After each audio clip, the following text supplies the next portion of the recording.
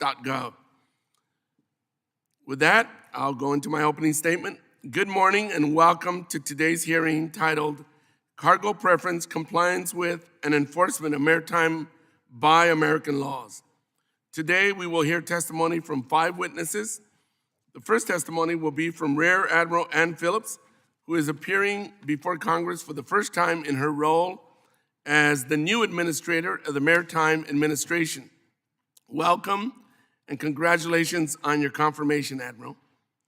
I am glad that you have come on board to lead MARID at this important time with all the challenges that are before us.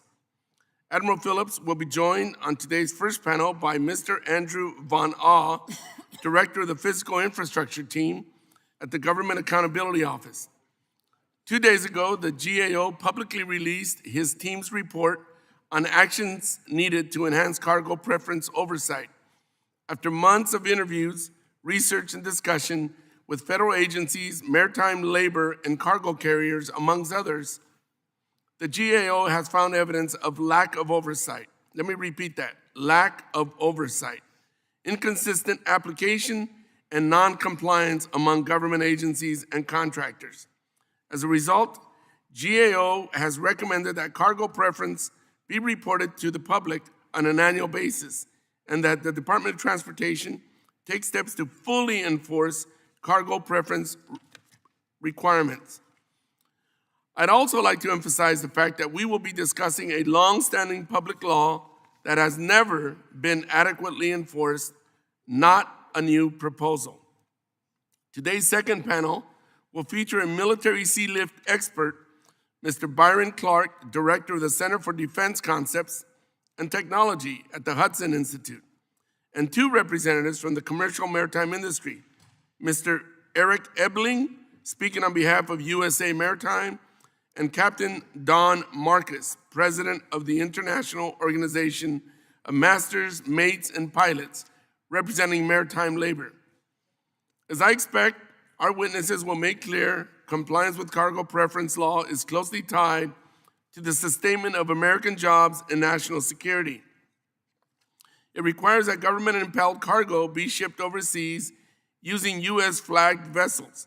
In other words, vessels crewed by U.S. mariners, owned by Americans, and abiding by U.S. laws. Guaranteeing a steady supply of cargo through cargo preference programs equates to job security for these hardworking citizens. Along with the Maritime Security Program and the Jones Act, cargo preference ensures that the U.S. seagoing maritime industry does not disappear completely, as it has dwindled over the years.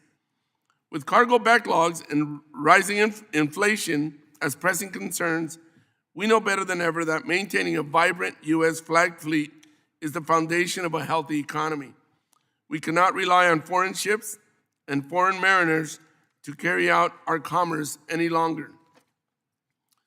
Finally, we must not forget the impact of cargo preference on our nation's defense.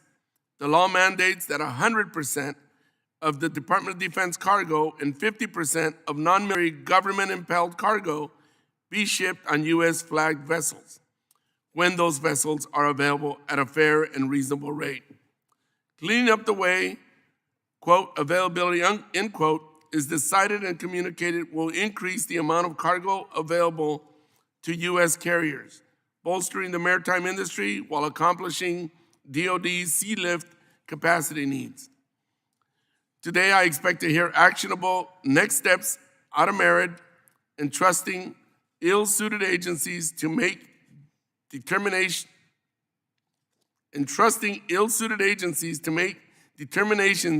has led to the poor compliance rates we're currently seeing. Enforcement power was provided to MARID in 2009 in DAA, and action is long overdue. We need a completed rulemaking. It is a stated priority of President Biden, and it needs to be a priority of every agency. We have a lot of ground to cover today with the help of our witnesses. I will thank each of them for their gracious attendance, and I'm excited to begin.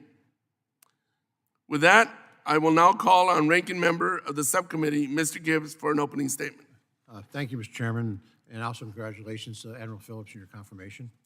The United States uses several federal assistance